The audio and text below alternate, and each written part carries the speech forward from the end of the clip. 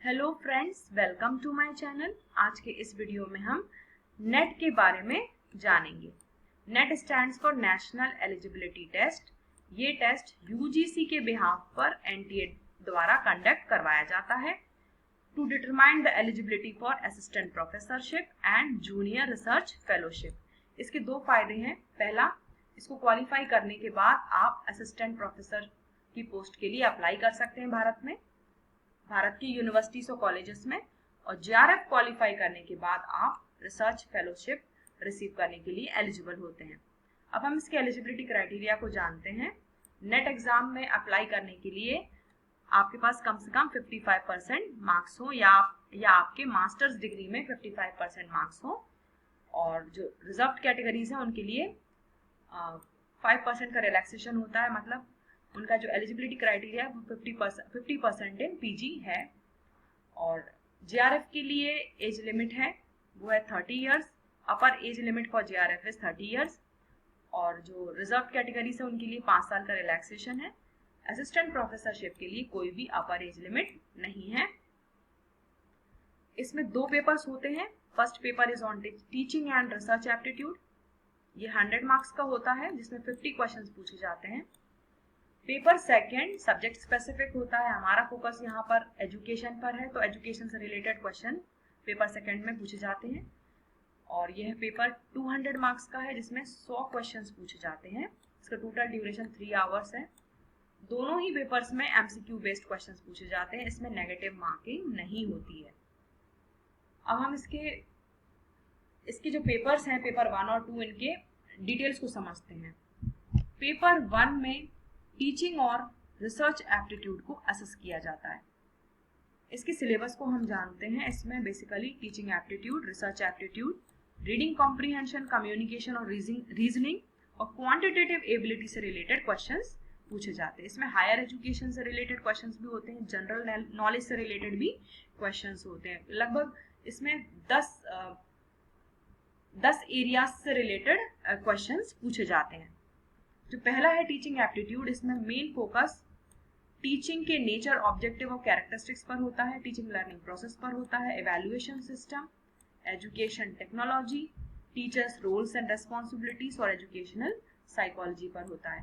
इन areas से questions बनते हैं। टीचिंग एप्टीट्यूड में इन एरिया से रिलेटेड क्वेश्चंस बनते हैं। इसका आप स्क्रीनशॉट भी ले सकते हैं ताकि इसको समझ सकें। अब हम जानते हैं रिसर्च एप्टीट्यूड के बारे में। रिसर्च एप्टीट्यूड में इन सभी टॉपिक्स से क्वेश्चंस बनते हैं, like nature, significance and types of research, research design and methods, data collection and analysis, statistics for research और research process. Reading comprehension, communication और रीजनिंग से रिलेटेड क्वेश्चंस 5 क्वेश्चंस आते हैं। हर एरिया से 5 क्वेश्चन आते हैं। रीडिंग कॉम्प्रिहेंशन में आपकी पैसेज रीडिंग, अंडरस्टैंडिंग और इंटरप्रिटेशन की एबिलिटी को टेस्ट किया जाता है। कम्युनिकेशन में meaning of communication, types of communication, communication skills और एजुकेशनल कंटेक्स्ट से रिलेटेड क्वेश्चन पूछे जाते हैं। इसमें अंडरस्टैंडिंग बेस्ड क्वेश्चंस भी ज्यादा आते हैं। रीजनिंग में दोनों तरह की रीजनिंग से रिलेटेड क्वेश्चंस आते हैं, like logical and analytical thinking abilities. और डेटा इंटरप्रिटेशन में विभिन्न प्रकार के डेटा को कैसे एनालाइज और इंटरप्रेट करते हैं, इससे रिलेटेड क्वेश्चंस बनते हैं। अगला है क्वांटिटेटिव एबिलिटी। इसमें मैथमेटिक्स के कॉन्सेप्ट्स को पूछा जाता है कि कैसे मैथमेटिक्स के कॉन्सेप्ट्स को रिसर्च में यूज किया जाता है, like percentage, ratio, average and other fundamental maths concepts. अब हम जानते हैं कि इसकी तैयारी कैसे करें। सबसे पहले आपको सिलेबस को समझना होगा। सिलेबस के हर सेक्शन को आपको ब्रेक डाउन करके की टॉपिक्स को आइडेंटिफाई करना होगा, और स्ट्रेंथ और वीकनेस के हिसाब से आपको टॉपिक्स को प्रायोरिटाइज करना होगा। लाइक जिन टॉपिक्स में मुझे इंटरेस्ट था तो मैंने उनको पहले कवर किया था, और जो मुझे डिफिकल्ट लगते थे उनको मैंने बाद में स्टडी किया था। क्योंकि यदि मैं डिफिकल्ट टॉपिक्स को पहले पढ़ना शुरू करती तो शायद मैं घबरा जाती, या मुझे ऐसा लगता कि मुझसे नहीं बनेगा। तो मैंने इसकी बजाय जो मेरी स्ट्रेंथ थी सबसे पहले मैंने उसको प्रायोरिटाइज किया था। और इसके लिए आप कुछ बुक्स भी ले सकते हैं। मैंने पीडीएफ्स डाउनलोड किए थे, जो ऑनलाइन अवेलेबल थे, मैंने वो पीडीएफ्स डाउनलोड किए थे टीचिंग एप्टीट्यूड, रिसर्च एप्टीट्यूड और जनरल एप्टीट्यूड से रिलेटेड। और सबसे ज्यादा फोकस मेरा प्रीवियस ईयर्स के क्वेश्चन पेपर्स पर था। मुझे ऐसी सलाह दी गई थी कि आप यूजीसी नेट की बुक्स खरीद लीजिए, तो इससे मुझे कुछ विशेष फायदा नहीं हुआ। तो मैं आपको सजेस्ट करूंगी कि इस पर फोकस ना करें, बल्कि प्रीवियस ईयर्स पर सबसे ज़्यादा जो क्वेश्चन पेपर्स हैं उन पर फोकस करें। और ये कुछ पीडीएफ्स डाउनलोड आप कर सकते हैं या फिर बुक खरीद सकते हैं इनके लिए।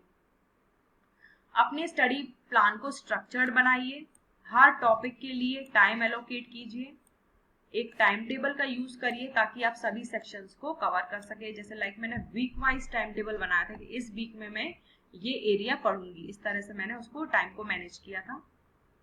और रेगुलर प्रैक्टिस जरूरी है। जो प्रीवियस ईयर के क्वेश्चन पेपर्स हैं वो सबसे ज्यादा हेल्प करते हैं। इनसे आप एग्जाम पैटर्न को समझते हैं और टॉपिक्स को समझते हैं कि टॉपिक्स में से क्वेश्चन किस तरह से बनते हैं। और टाइम मैनेजमेंट यदि सीखना है तो आप मॉक टेस्ट ले सकते हैं, जिससे आप टाइम मैनेजमेंट स्किल्स को इम्प्रूव कर सकते हैं और एग्जाम की कंडीशंस को भी समझ सकते हैं। अपनी जो रीडिंग और कॉम्प्रीहेंशन स्किल्स हैं उसको एनहेंस कीजिए। आप कैसे कर सकते हैं? By reading academic journals, research papers and educational articles. ये बहुत ज्यादा जरूरी है। और आप समराइज करने की प्रैक्टिस करिए कि कैसे किसी पैसेज को समराइज किया जाता है, और जो रिटेंशन और अंडरस्टैंडिंग है उसको कैसे इम्प्रूव करना है उस पर भी आपको काम करने की जरूरत है। क्वांटिटेटिव स्किल्स को इम्प्रूव करने के लिए आप डेली मैथमेटिकल प्रॉब्लम्स को प्रैक्टिस कीजिए, और आप ऑनलाइन रिसोर्स का भी यूज कर सकते हैं ताकि आप अपनी क्वांटिटेटिव एबिलिटीज को डेवलप कर सकें। और जो भी रीसेंट जो चेंजेस हो रहे हैं, डेवलपमेंट्स हो रहे हैं एजुकेशन की फील्ड में, रिसर्च की फील्ड में, उनसे आप अपडेटेड रहिए। न्यूज़पेपर पढ़ सकते हैं आप। करंट ट्रेंड्स को इंक्लूड कीजिए अपने स्टडी मटेरियल में। टेक्नोलॉजी कौन कौन सी नई आ रही हैं इनके बारे में जानकारी रखिए। और रेगुलरली रिवाइज करने की जरूरत है, क्योंकि मैंने भी जब शॉर्ट नोट्स बनाए थे और जब मैं पढ़ती नहीं थी तो मैं उनको भूल जाती थी। जरूरत क्या है, जो नोट्स बनाए हैं उनको एक बार देख लें। और create summary sheets for quick reviews before the exam. जैसे मैंने अभी बताया कि मैंने समरी नोट्स बनाए थे, तो आप समरी नोट्स को एग्जाम से पहले एक बार चेक करके जाएं, उसको पढ़ के जाएं। क्योंकि कई बार हम जब बहुत लंबे समय तक पढ़ाई करते हैं तो हम जो पढ़ते जाते हैं उनको भूलते भी जाते हैं। इसलिए मैंने शॉर्ट फॉर्म में नोट्स बनाए थे, मतलब उनकी छोटी छोटी कॉन्सेप्ट्स मैप बनाई थी मैंने। अब पेपर 2 के बारे में जानते हैं। पेपर 2 सब्जेक्ट स्पेसिफिक है। हम नेट इन एजुकेशन के बारे में जान रहे हैं, तो यहाँ पर एजुकेशन से रिलेटेड क्वेश्चंस पूछे जाएंगे, जिससे आपका एजुकेशन की फील्ड में जो इन डेप्थ नॉलेज है उसको चेक किया जा सके या उसको एसेस किया जा सके। अब हम इसके सिलेबस को जानते हैं। सबसे पहला एरिया है जहां से क्वेश्चंस आते हैं वो है philosophical and sociological foundations of education. इसमें आप बेसिकली थियरीज पे ज्यादा फोकस करिएगा, क्योंकि जो प्रपाउंडर्स हैं, थ्योरी के नाम हैं, उनसे रिलेटेड क्वेश्चंस पूछे जाते हैं। और इन थ्योरीज का एजुकेशन में क्या इम्प्लीकेशन है, इस पर भी क्वेश्चंस बनते हैं। सोशियोलॉजिकल थियरीज है, इनको जानिए, और इनका एजुकेशन में क्या रोल है, सोसाइटी का role of education in society, education का समाज में क्या रोल है, सोशलाइजेशन क्या है, टाइप्स ऑफ सोशलाइजेशन क्या है, प्रोसेस ऑफ सोशलाइजेशन क्या है, कल्चरल ट्रांसमिशन, जो कल्चर की थियरीज हैं वो भी आप जानिए, टाइप्स ऑफ कल्चर को जानिए आप, इससे भी क्वेश्चंस बनते हैं। दूसरा जो इम्पोर्टेंट एरिया है एजुकेशन का वो है psychology of learning and teaching. यहाँ पर भी आप थियरीज पे ज्यादा फोकस कीजिएगा, लाइक बिहेवियरिज्म, कॉग्निटिविज्म, कंस्ट्रक्टिविज्म और psychological theories related to learning. इसके स्टेप्स भी पूछ लेते हैं कि स्टेजेस क्या हैं, और वेरियस जो कंस्ट्रक्टिविस्ट थियरीज हैं और इनके बारे में, उनके प्रपाउंडर्स के बारे में भी पूछा जाता है। तो मैंने एक पूरे रजिस्टर के पेज पर थियरी और उनके प्रपाउंडर के नाम भी लिख लिए थे, ताकि मैं इनको भूलूं नहीं, क्योंकि वो मैच करने के लिए पूछा जाता है कि उनको मैच करिए कि कौन सी थियरी किसने प्रपाउंड की थी। नेक्स्ट है मोटिवेशन इन एजुकेशन। इससे भी क्वेश्चंस पूछे जाते हैं कि कौन से फैक्टर्स हैं जो हमारे जो स्टूडेंट्स के मोटिवेशन को इन्फ्लुएंस करते हैं, उनके एंगेजमेंट, अटेंशन को इन्फ्लुएंस करते हैं। एजुकेशनल साइकोलॉजी के क्या इम्प्लीकेशंस है टीचिंग लर्निंग प्रोसेस में, इससे भी क्वेश्चंस बनते हैं। नेक्स्ट है एजुकेशनल मैनेजमेंट एंड एडमिनिस्ट्रेशन, या प्रिंसिपल्स को ठीक से पढ़ के जाइएगा कि principles of educational management. Organisational structure, leadership styles and management theories. Administrative practices से भी क्वेश्चंस बनते हैं, school management, policy implementation and administrative ethics. Human resource management, teacher recruitment, training and development, ये कॉमर्स में भी है और इसकी जो स्टेप्स हैं वो भी पूछे जाते हैं कि टीचर्स को किस तरह से रिक्रूट किया जाता है, ट्रेन कैसे किया जाता है। करिकुलम डेवलपमेंट भी एक इम्पॉर्टेंट एस्पेक्ट है एजुकेशन के पेपर का। इसमें curriculum theories, various models and frameworks for curriculum design, curriculum planning, किस तरह से किन स्टेप्स को फॉलो करके करिकुलम को प्लान किया जाता है, डेवलप किया जाता है और उसको इम्प्लीमेंट किया जाता है, उससे रिलेटेड क्वेश्चंस पूछे जाते हैं। Evaluation techniques, methods of evaluation, CCE and various other techniques के बारे में भी यहाँ पूछा जाता है। इवन लर्निंग आउटकम से रिलेटेड भी क्वेश्चंस बनते हैं यहाँ पर।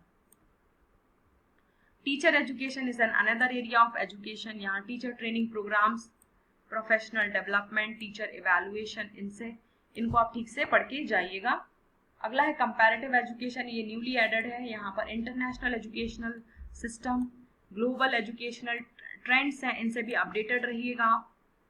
करंट इश्यूज इन एजुकेशन, इससे भी क्वेश्चन बनते हैं, like inclusive education, technology in education, educational reforms, और जो रिसेंटली जो पॉलिसी में चेंजेस हुए हैं इनके एजुकेशन में क्या इम्प्लीकेशंस होंगे, उससे भी रिलेटेड क्वेश्चंस बनते हैं। ई लर्निंग प्लेटफॉर्म्स को भी आप एक बार रिवाइज करके जा सकते हैं।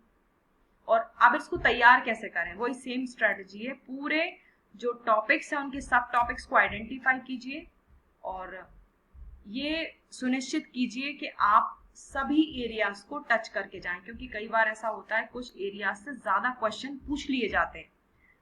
जैसे मैंने फिलॉसफी को ज्यादा एक्सपेक्ट किया था, लेकिन उस समय सोशियोलॉजी से ज्यादा क्वेश्चन आए थे।